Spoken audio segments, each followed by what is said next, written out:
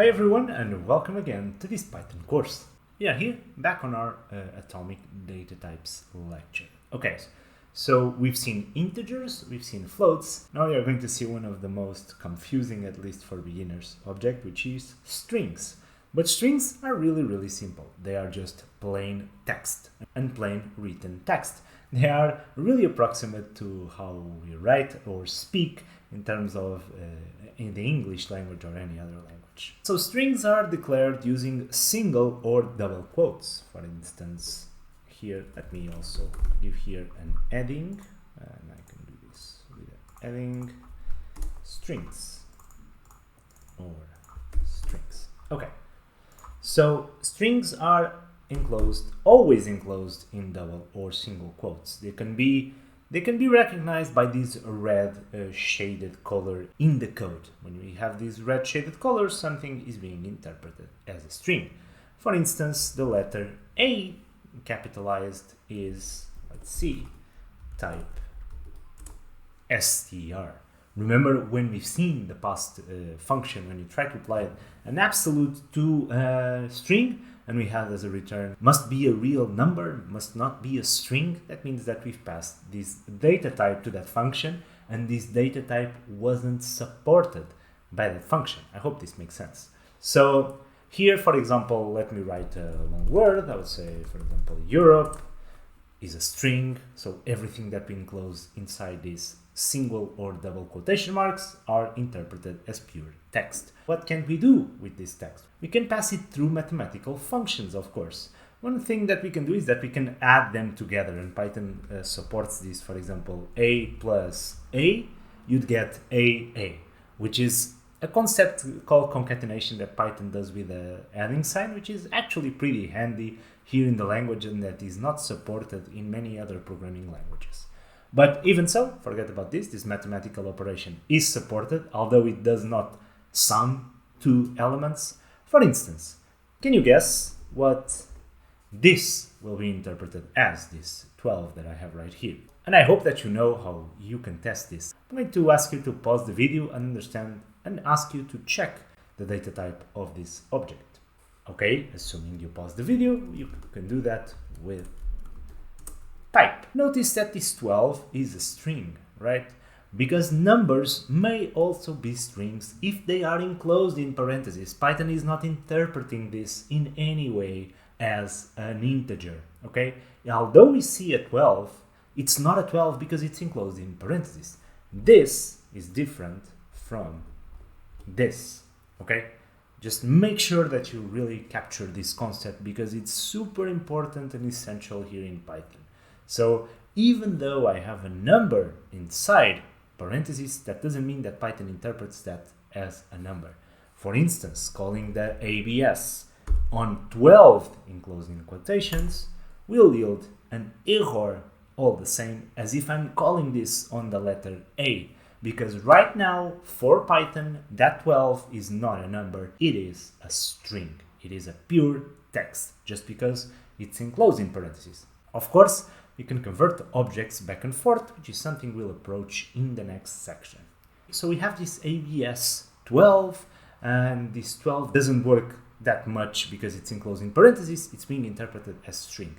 Are there methods or functions that we can call on strings but can't call on numbers? Yes, there are. For example, the lower function. I'm going to call Europe and then dot lower. Now notice, here I'm doing something a bit different than what we've done so far. I'm doing an object dot a function. That means that this is a method of the string type, okay? This will make more sense in the future, don't worry about this, but just know that you have two ways to apply something to objects. You have this dot a function, and here I need to call dot function and do this also, call the parentheses to call this function on this object, but also I can call it like we've learned in the ABS function, which is calling ABS and passing the object inside. The way that we call ABS is how we call functions. Here we are calling methods which are directly tied to an object. Don't worry too much about it, you'll understand this during the course. So Europe.lower, and if we call Europe.lower and run this, we'll have the string Europe with the letter E in lowercase, because we had Europe here in uppercase. So I can call also Europe, and returning this function will yield this Europe in lowercase. I can't do this to 12 without quotation marks, because it's an invalid syntax. This method just doesn't exist to this data type, okay? And it will yield even an error, a syntax error, because we are calling a method that doesn't exist for this data type, and here it will yield into something a bit strange. Now, calling this Europe.lower is the same as calling from the str module lower and passing Europe. This way, as we are calling a method that's tied to the object, this way is really not used throughout Python. You mostly use this one because you are already applying a method that will apply something to the object itself. Of course, you may also wonder if you could call 12.abs, but calling these methods on numbers is just not possible. That's why we don't have this approach for numbers, because these methods 12.function are not supported, because 12.something normally means that we are trying to create a float number, and that's why this syntax is just not supported. For these data types, for strings, we can call our methods and functions that change the string using this syntax, which is the method syntax. Okay, we'll do this a lot throughout the course. We'll even have a section just dedicated to this. There are many other functions and methods that we can apply to these types of object. We'll have a section just dedicated to strings. So we'll see this in a couple of sections. Not the next one, but after that, we'll take a deeper look into strings and how we can manipulate them, because they are really, really important. So 2 important takeaways from this lecture. The first one is that remember that you can have numbers inside parentheses that will be interpreted as strings and not as the underlying numbers, as we've seen. For example, 12 inside quotation marks will be considered by Python as a string. Confirm that using the type on the object itself.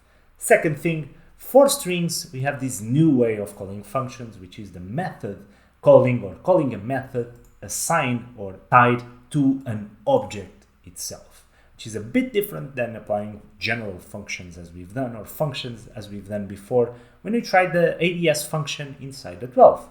In strings and in other data objects such as lists, dictionaries, and so forth, as we will see, we can use this dot calling a method on top of the object, which is a bit different than applying a function to a specific object. This is normally tied to object-oriented programming on how it was built, but we'll have the opportunity to work and construct our own objects during the course.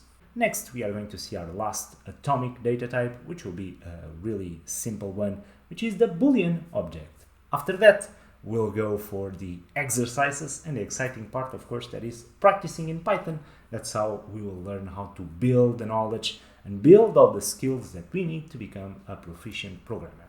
Okay, so I'll see you in the next lecture about Boolean elements.